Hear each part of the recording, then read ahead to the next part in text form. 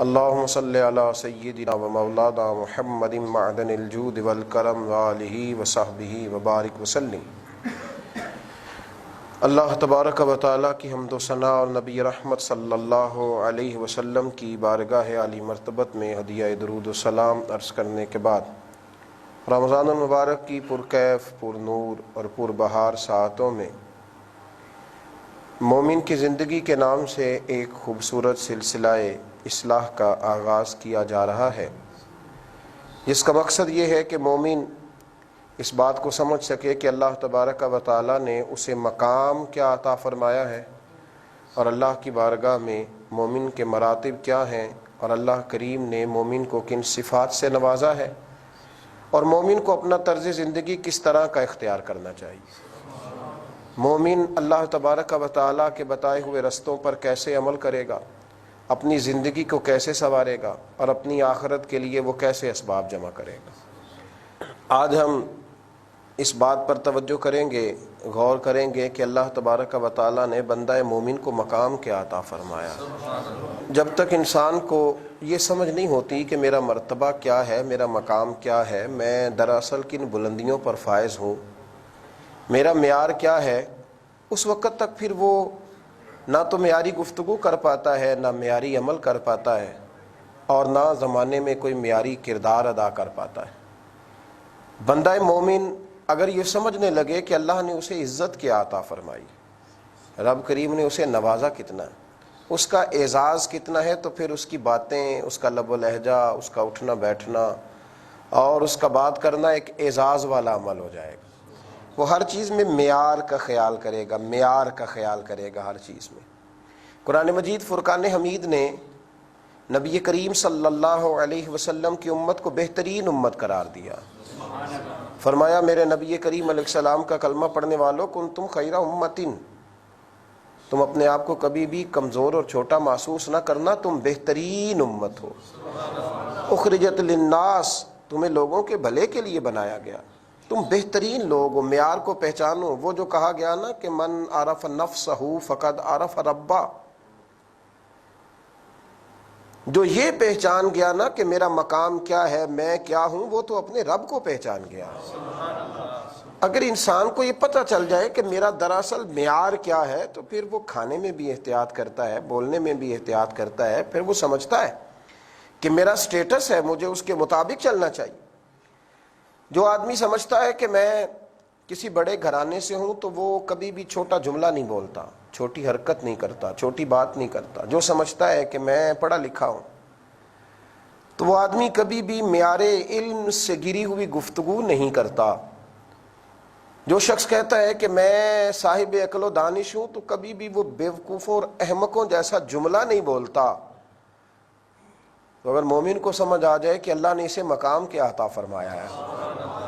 تو پھر یہ مومن ہو کے دائیں بائیں دیکھے، یہ ممکن نہیں ہے۔ قرآن مجید فرقان حمید نے کہا ان الذین آمنوا وعملوا الصالحات اولئک هم خیر البریہ،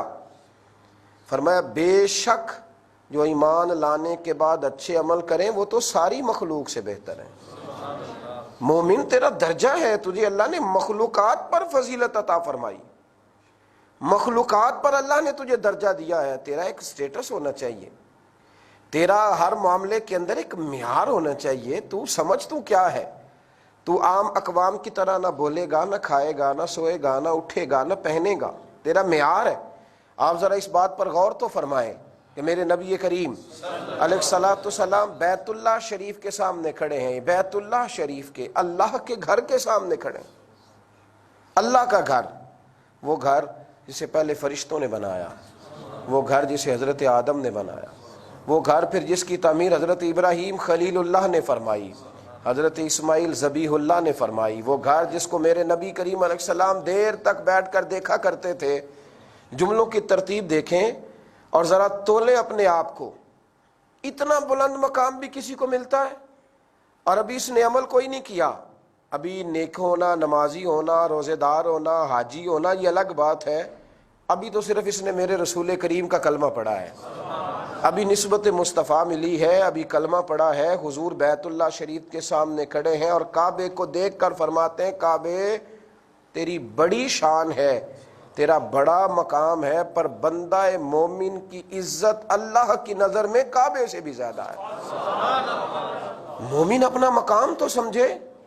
یہ کمزور بات کرے گا اگر اس کے پہلوؤں کے اندر کچھ کمزوری آئے گی، اگر اس کے لب و لہجے کے اندر کہیں کوئی ایسے معاملات ہوں گے کہ جو نہ قابل برداشت ہوں اور جن کا سٹیٹس اور معیار چھوٹا ہو، تو اسے سمجھنا چاہیے۔ بھائی ایک نیک باپ جب اپنے بیٹے کو غلط جگہ پہ جاتے ہوئے دیکھتا ہے تو وہ ناپسند کرتا ہے کہ بیٹے تو اپنا معیار دیکھ، ہمارے خاندان کا طریقہ دیکھ، اپنے قبیلے کی بلندی دیکھ، اور تو کہاں گھوم رہا ہے۔ بندہ مومن یہ سمجھتا ہی نہیں کہ اگر اس کی زبان سے جھوٹ نکلے گا تو یہ اس کے معیار کے خلاف ہے،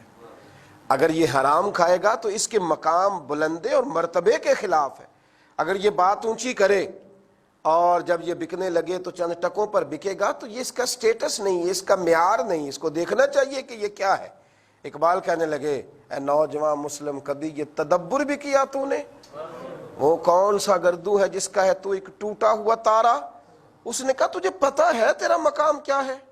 تجھے خبر ہے تو کیا ہے۔ بندہ مومن تو عام نہیں ہے، تو محمد عربی کا کلمہ پڑھنے والا ہے، تو رسول اللہ کا غلام ہے، تیرا ایک معیار زندگی ہونا چاہیے۔ تو چھوٹی بات کرتا ہے، کمزور بات کرتا ہے۔ میرے نبی کریم صلی اللہ تعالی علیہ وآلہ وسلم نے ارشاد فرمایا، میرے مومن کو تو اللہ نے یہ مقام عطا فرمایا ہے، میرے مومن کو اللہ نے یہ درجہ دیا ہے کہ یہ بھی نیکی کا ارادہ کرتا ہے، رب اسے نیکی کا اجر عطا کر بھی دیتا ہے۔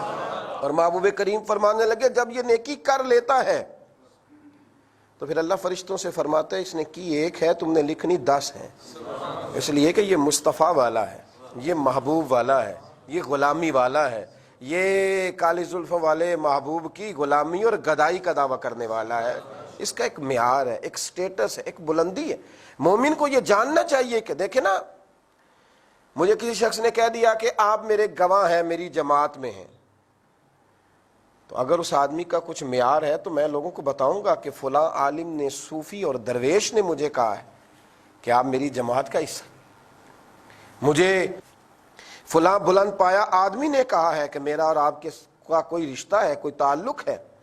جو حدیث پاک بخاری مسلم سے پڑھنے لگا ہوں، ذرا غور فرمائیے۔ حضرت عمر فاروق رضی اللہ تعالیٰ عنہ فرماتے، میں بھی کھڑا تھا، محبوب کریم علیہ السلام کی بارگاہ میں کچھ اور صحابہ بھی کھڑے تھے، ایک جنازہ گزرا، جنازہ اٹھانے والوں نے انتقال کرنے والے کی تعریف کی تو حضور نے فرمایا واجبات، اس پر واجب ہو گئی۔ تھوڑی دیر کے بعد پھر ایک جنازہ گزرا تو لوگوں نے کہا بڑا برا آدمی تھا، یہ جو انتقال کر گیا ہے یہ شریر تھا، یہ لوگوں کو تکلیف دیتا تھا، بد اخلاق تھا، بوجھ بنتا تھا لوگوں پر۔ حضور نے فرمایا واجب ہو گئی۔ جناب عمر فاروق رضی اللہ تعالیٰ عنہ عرض کرنے لگے، یا رسول اللہ صلی اللہ علیہ وسلم، جو اس نیک تھا اس پر بھی واجب ہو گئی، جسے لوگوں نے برا کہا اس پر بھی واجب ہو گئی، جس کی تعریف کی گئی اس پر بھی واجب ہو گئی، جس کے بارے میں لوگوں نے جملے صحیح نہ کہے اس پر بھی واجب ہو گئی، تو کیا واجب ہو گئی؟ تو نبی کریم علیہ الصلوۃ والسلام نے فرمایا، جسے تم لوگوں نے اچھا کہا تو اس کے لیے میں نے کہہ دیا کہ اس پر جنت واجب ہو گئی، اور جس کو جنازہ اٹھانے والوں نے برا کہا میں نے کہہ دیا کہ اس پر جہنم واجب ہو گئی۔ ایک جملہ کہا یہاں میرے نبی کریم علیہ الصلوۃ والسلام نے، ایک جملہ کہا، فرمایا انتم شہداء اللہ فی الارض، مومنو تم زمین پر اپنے رب کے گواہ ہو، تم اللہ کے گواہ ہو، اللہ کے گواہ۔ یار کمال بات ہے کہ میں اور آپ وہ لوگ ہیں کہ جن کی گواہیوں پر رب فیصلے فرماتا ہے، جن کی گواہیوں پر رب فیصلے فرماتا ہے۔ قرآن مجید کا دوسرا پارہ کھول کر کے دیکھیے گا، صبح قیامت اللہ نبی کریم علیہ السلام کی امت کی گواہیاں پچھلی امت کے حق میں قبول فرمائے گا۔ مومن ہو اور یہ اپنا معیار نہ جانے، اسے خبر ہی نہ ہو کہ میرا مقام کیا ہے۔ انتم شہداء اللہ فی الارض، فرمایا تم زمین پر اللہ کے گواہ ہو، تم گواہ ہو زمین پر اللہ کے۔ میرے رسول کریم صلی اللہ تعالی علیہ وآلہ وسلم نے ارشاد فرمایا، میرے مومنوں تمہیں اللہ نے بڑی فضیلتیں دی ہیں، جمعے والا دن دیا ہے، اور اس دن میں ایک گھڑی دی ہے، اس گھڑی میں جو دعا بھی کرو گے رب قبول فرما لے گا۔ فرمایا میرے مومنوں اللہ نے تمہیں رمضان کا مہینہ دیا ہے، نفل نماز پڑھو گے تو اللہ فرض کے برابر ثواب عطا کرے گا، فرض ادا کرو گے تو اللہ 70 گنا اجر عطا کرے گا، اور محبوب فرمانے لگے اس میں پھر اللہ نے ایک لیلۃ القدر عطا فرمائی ہے، وہ رات ایک ہے پر لیلۃ القدری خیر من الف شہر، رات ایک ہے پر 1000 مہینے سے زیادہ فضیلت رکھتی ہے۔ یہ اعزازات ہیں، اس امت کے یہ درجے ہیں، اللہ نے انہیں عظمتیں عطا فرمائیں، انہیں اللہ نے بلندیاں عطا فرمائیں۔ ہم باتیں سنتے ہیں پر ان کے معیار تک نہیں جاتے۔ امام رازی نے لکھا ہے کہ امت مسلمہ وہ شان والی امت ہے جن کے تذکرے اللہ نے زبور اور تورات اور انجیل میں بھی بیان فرمائے، یعنی مصطفیٰ کریم کا صدقہ مصطفیٰ کے غلاموں کا ذکر بھی پرانی کتابوں میں آیا ہے۔ حضرت موسیٰ نے جب یہ تذکرے پڑھے تو عرض کرنے لگے اے اللہ یہ امت مجھے نہیں عطا کر دیتا۔ او مومن تیرا درجہ دیکھ، تیرا معیار دیکھ، تو دیکھ تیرے خریداروں میں نام کن کن کے شامل ہیں، تیرے خریداروں میں، تیرے چاہنے والوں میں نام کن کن کے شامل ہیں۔ موسیٰ کلیم عرض کرنے لگے، وہ موسیٰ کلیم جو رب سے باتیں کرے اور قرآن کے ہر پارے میں ان کا تذکرہ ہے۔ فرمایا اے اللہ یہ امت مجھے عطا کر دے، تو رب کریم نے کہا موسیٰ یہ جو شانوں والی امت ہے نا، یہ جو عظمتوں والے، یہ جو مومن ہے جن کا ایک مقام ہے، یہ جن کو میں نے معیار دیا ہے، جن کو میں نے نوازا ہے، انہیں میں اپنے رسول کی غلامی میں دوں گا۔ یہ میں نے حضور کے غلام بنائے ہیں، یہ شان ہے ان کے غلاموں کی، تو پھر سرکار کا عالم کیا ہوگا، یہ ان کے غلام میں نے بنائے۔ تو موسیٰ علیہ السلام نے خواہش عرض کی، کہا اللہ پھر اس شان والے رسول کا مجھے بھی امتی بنا دے، مجھے بھی امتی بنا۔ بھائی تو اپنے معیار کو سمجھ، تو سمجھ تو صحیح تو کیا ہے، تو مطلب سمجھتا ہے کہ میرا مطمع نظر یہ ہے کہ روٹی کمانی ہے، بچے پالنے ہیں، بس یہ تھوڑی سی میری شہرت ہو جائے، یہ 4-5 لوگ مجھے جاننے لگے، یہ 5-10-15 جگہ پہ میری تصویر چھپنے لگے، یہ تیرا معیار ہے؟ اس کو تو اپنا سٹیٹس سمجھتا ہے۔ دیکھ مدینے کے محبوب علیہ السلام نے کیا ارشاد فرمایا، اور میرے نبی کریم علیہ السلام نے کس کس انداز میں باتیں ارشاد فرمائی۔ فرمایا مومن کو دنیا میں تو اللہ عزت دے گا ہی، جب قیامت میں میرا مومن آئے گا نا تو میرے محبوب کریم علیہ السلام فرمانے لگے جس جس جگہ وضو کا پانی لگتا رہا نا، میرے مومنوں کے وجود کے وہ حصے اس طرح چمکیں گے جیسے 14ویں کا چاند چمکتا ہے۔ اور حضور فرمانے لگے قیامت کے دن ان کا معیار یہ ہوگا رب کی بارگاہ میں کہ پل صراط سے گزرتے ہوئے لوگ ڈریں گے، لیکن جب میرے غلام آئیں گے تو یہ تیزی سے گزر جائیں گے۔ فرمایا 120 صفیں جنتیوں کی ہوں گی، مومن تیرا مقام یہ ہے کہ 80 صفیں صرف مدینے والے کا کلمہ پڑھنے والے کی ہوں۔ مدینے کے چاند فرمانے لگے یہ بھی یاد رکھ، امتیں پہلے آئیں، ہزاروں سال پہلے انتقال کر گئیں، ہزاروں سال قبروں میں رہیں، لیکن جب جنت کا مین گیٹ کھلے گا تو وہ جو بڑے پہلے سے دنیا سے گئے تھے وہ پیچھے کھڑے ہوں گے، اور سب سے پہلے اللہ میرے کلمہ پڑھنے والوں کو جنت میں داخلہ عطا فرمائے۔ میں سوچ میں پڑ گیا، میں نے کہا مومن کا مقام ہے نا، کئی جگہوں پہ کثرت کسی اور کی ہوتی ہے پر سیادت کسی اور کی ہوتی ہے، کثرت کسی اور کی ہوتی ہے پر حکومت کسی اور کی، برادری کوئی اور ہوتی ہے پر حکومت کوئی اور کرتا ہے۔ تو یا رسول اللہ صلی اللہ تعالی علیہ وسلم یہ جنت کے اندر کثرت تو اس امت کی ہوئی کہ جنتیوں کی 120 صفیں ہیں اور 80 صفیں امت مصطفیٰ کی ہیں، تو یا رسول اللہ صلی اللہ علیہ وسلم یہ سرداری کس کی ہوگی؟ تو محبوب نے فرمایا مومنوں تمہیں ایک اور مقام دیں گے، تمہیں ایک اور مقام دیں گے، تمہیں ایک اور شان دیں گے، تمہیں سردار بھی معمولی نہیں دیں گے، تمہیں جنت میں جب سردار ملیں گے تو حسن اور حسین ملیں گے۔ تم جب سرداری کی بات کرو گے تو تمہارا سٹیٹس بلند ہوگا، الحسن والحسین سید الشباب اہل الجنہ، مومن کو یہ مقام ملے گا، مومن کو یہ مقام۔ اللہ کرے آپ سمجھے میں کہاں بات کر رہا ہوں، اللہ کرے آپ سمجھے کہ میں کہاں بات کر رہا ہوں۔ یہ مومن کو معیار ملے گا کہ لیڈر بھی حسن اور حسین جیسے ملے گا، یہ لیڈر ہے حسن اور حسین۔ تم ناز کرو گے کہ کائنات نے اگر ہمیں سربراہ دیے ہیں نا، رب کریم نے کائنات میں سے ڈھونڈ کے تو کچھ شانوں والے عطا فرما، سید الشباب اہل الجنہ۔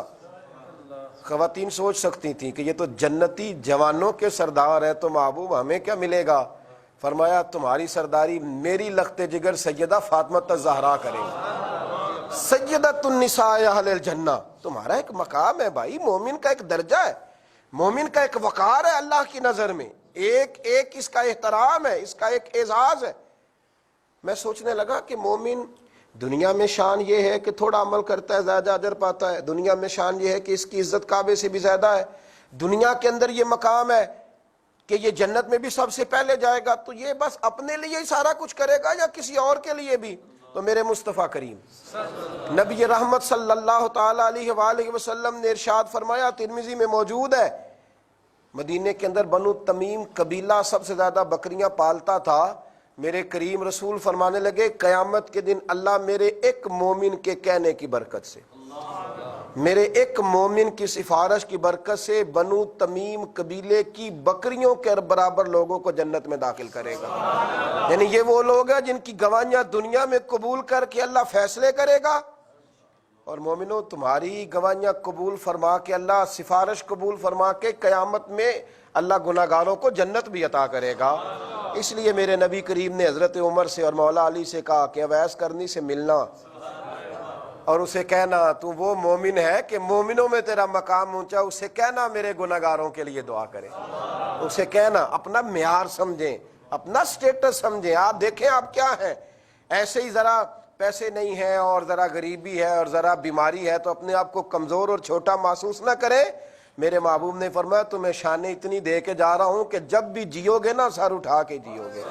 وقار سے جیو گے، عظمتوں سے جیو گے۔ دعا کرتا ہوں رب کی بارگاہ میں اللہ ہمیں اپنا معیار سمجھنے کی توفیق عطا اور مقام مومن کی آنکھوں میں اللہ واضح فرمائے۔ آخر دعوانا ان الحمدللہ رب العالمین۔